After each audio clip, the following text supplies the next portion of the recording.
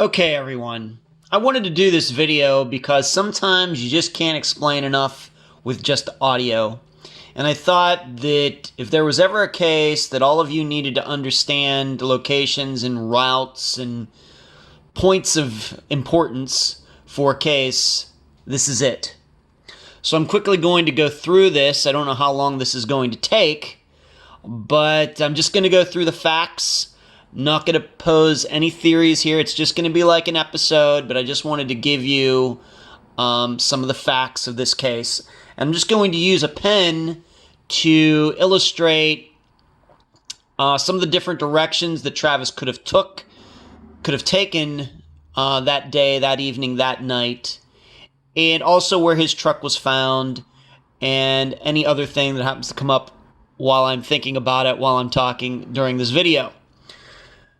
Most importantly, you have to understand something. If you see that your screen is maybe flickering a little bit, that's what happens when you use a digital camera to film a digital screen. That is perfectly normal, all right? It's not a problem with your computer. It's the best I could do under the circumstances. Okay. Elva, where Travis lived and worked, is off screen up here. It's up here. If there's my pen, it's up here off the screen. Just if you go like from about right here on the map and go straight up, that's where Elva is. And so, if we all understand this correctly, he went from Elva, took one of these routes down to Enid, which is right there. Okay? That's where he got money for a truck that he sold to this guy, Jeff. All right, that is Enid right there. So from there, we are to believe either one of two things, okay? And I will illustrate both of them to you. First of all, if this is Enid, approximately right down here somewhere, way down at the bottom of the screen, is where Melanie lived, all right? She was the woman where Travis left a message at 7 after 10 p.m. on August 24th, 2014, somewhere down here, and you can't see it right there on the camera, but Oakwood is right there. You see this little route number right below that, it says Oakwood. She lives somewhere down in here. Over here is Sealing. This is a place that Travis used to live with a woman named April. Of course, we talked about her in the episode. And in fact, there is proof that Travis, while he was going from Enid, maybe even before that, earlier in the day, was trying to text her, trying to contact April. Christy believes, Scott believes, I believe, in the hopes that Travis was going to meet up with her on Sunday evening, Sunday night, August 24th, and not Melanie, who lives down here, once again, down here at the bottom of the screen, by, right down here where my pen is. Okay, so that presents us with two different possibilities. Either he left Enid, went along one of these routes, either straight on the 4, this is the 412, over to the 281, came down here to Sealing to try to get in contact with April, or he could have gone over here. Of course, we know that his phone allegedly did ping in Fairview, so he could have come over this direction, gone down to Fairview, gone over, this is Route 60, over to Chester and down to Sealing. He could have gone Enid over to Ringwood down here and then across to Fairview and over to Chester and down to Sealing. Okay? It would have been very, very unusual for if he was headed to Sealing to go down this way and go all the way over here. That would have been either of any of these directions would have been the long way. And really, to simplify this, you just have to look at the routes above this lake and the routes below this lake. All right, so we have this direction and we have this direction. If he was headed to Sealing, most likely, 99.9% probability, he would have had to have gone on one of these routes directly west and down to Sealing. Now, if he was headed to Melanie's, of course, we still know that he was trying to contact April. What we talked about in the episode was also the possibility of him getting down here to Canton. Remember, Canton is allegedly where he was when he called Melanie at 7 after 10. So there's a variety of possibilities with that as well. He could have come down here to Hennessy and gone directly west through O'Keene, Southland to get to Canton. He could have come over here to Ringwood, come down here to O'Keene and gone to Canton. He could have gone to Ringwood, down here, gone to Fairview, down through Longdale to Canton. Or he could have gone the whole way over here to Clio Springs, Orienta, Fairview, Longdale, down to Canton. Okay, one of those directions is the main roads that people would take to get to Canton, Oklahoma. Now, it even gets a little bit more intricate if you figure that when you get down here near Canton, there is a little road, I don't even know if you can see it, right by the lake that juts out here. You can kind of go around Canton. So you can go from the 58, it's called 58A, down here to the 51 and completely avoid Canton altogether. That is also a possibility. That's something that Scott brought up. And there is a casino there that also came up in my discussions with Christy and Scott. So even on this one direction, there's a little bit of a variation. And once again, I don't know if you can see that. Yeah, you can kind of see that little white line there. That is a road called 58A that goes right along Canton Lake, which is this blue thing right here. All right? So these are the varying directions. Once again, if he was planning to see April, once again, April never got back to him, he would have gone this direction. If he was going to just always see Melanie, he would have gone in this direction, one of these directions. But as you will notice, in neither of these cases, his truck, to put it on the map, now to talk about that, was found right about there. Okay, right below this little green splotch, right in there somewhere, is where his truck was found. You'll notice that that does not fall onto either route, general route that he would take, going this direction or this direction. Now, there are roads you can't see them because it's not blown up enough, because I wanted to have the map fairly big so you could read it. There are roads all over the place. Of course, this is where Indian Road is. Indian Road runs like this, east and west, right in there approximately. Okay, and his truck was found on Indian Road right here. And if you were to go directly south from that point, you would get to the 7 Mile Bar. The 7 Mile Bar is approximately where this route number 51 is. Okay? Now, what's hard to understand about this case is that Travis claimed that he was in Canton. All right?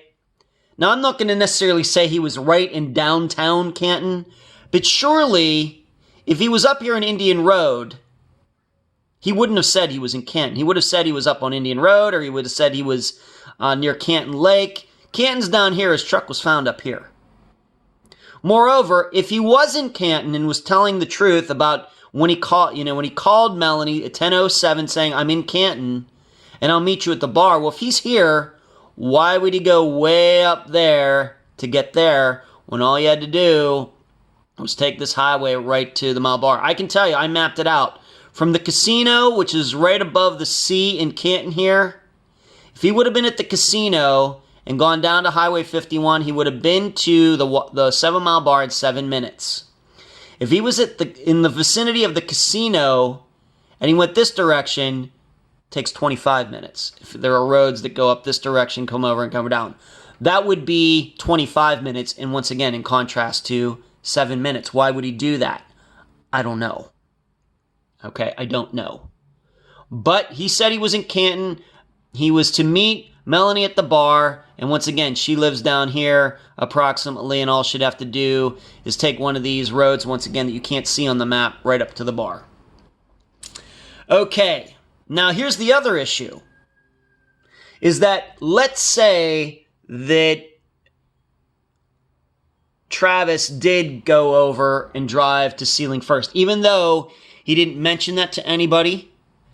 But you should know this. If he did talk to Charlie Edwards, and Charlie Edwards is lying, Charlie Edwards, from what I learned from Scott, is Charlie Edwards lived up in here somewhere. So it is possible that he did go west, went to Charlie's house, kept going west and down to Sealing. But once again, Charlie Edwards has denied that he saw Travis that day. But it makes it more of a possibility that actually happened. Who knows why Charlie is lying? if Travis took this road this way and then went down to Sealing, once again, in an attempt to see April. And I remind you once again, he was trying to text April quite a few times. April has shown those texts to Christy. Christy and April actually know each other fairly well. And April was able to show that she never responded to any of them because I think that she was just kind of over Travis.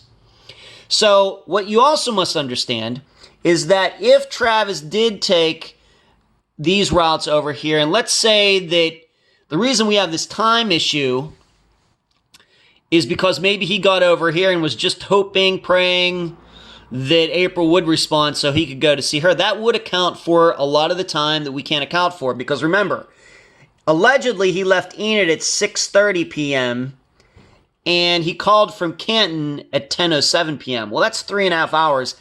It doesn't take 3.5 hours. It's about an hour and 20 minutes from Enid to Canton.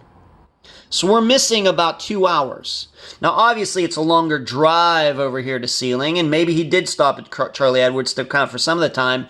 But a lot of that rest of that time could have been explained by him hanging out over in this area, hoping that April would respond. Okay, but of course she didn't. Now you may be saying, well, Ed, how do we then know that he just didn't get frustrated, went over here, ran out of gas, and didn't go down? Well, that is certainly a possibility. But then why would he say that he was in Canton? Hard to explain. Obviously, these two places are on opposite sides of where the bar is. Hard to understand. In addition, the quickest way to get to the bar from Sealing is not to come down here to Indian Road and do this. The quickest way, and it's a paved road, but obviously it's not an interstate highway like these yellow lines are. He'd be able to go 65. Hold on, I'll shut off the air conditioning. That always happens. He would be able to come down here and get to the bar much quicker than if he were to go on Indian Road over here and come down. Once again, as I said in my summation of the episode, I'm not saying it's impossible for his truck to end up out there. It just doesn't seem very logical. And I will state one more thing. Well, I know maybe some of you are thinking, well, maybe he went over here and then went straight down. Very interesting thought. I had somebody bring that up. The only problem is what it doesn't show in this map is there is a river right here. Not a big river, not like the Mississippi or anything, but it is a river. It goes the whole way over to Sealing, empties into Canton Lake. There are no bridges over this river. I did a Google satellite map of it. From east to west, west to east, back and forth. It's pretty windy. I'm not saying it doesn't get shallow. At times, I'm not saying that might be, but I'm not saying it's 100 feet deep.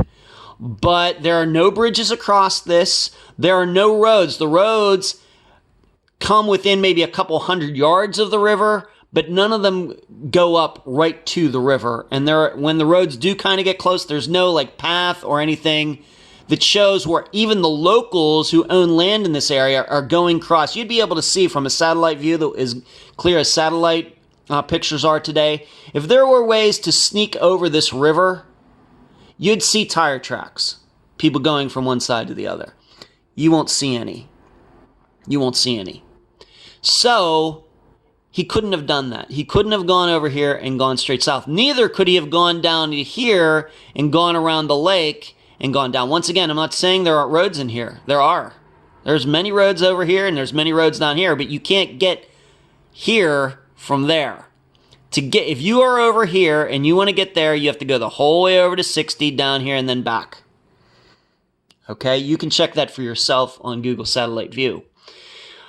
And also in here, as you get closer and closer to the lake, it does seem that there's like tributaries and there's like a delta there where the water kind of slows down. It's probably very muddy and everything, whereas the rest of this kind of looks like a regular river, even though it really is snaky.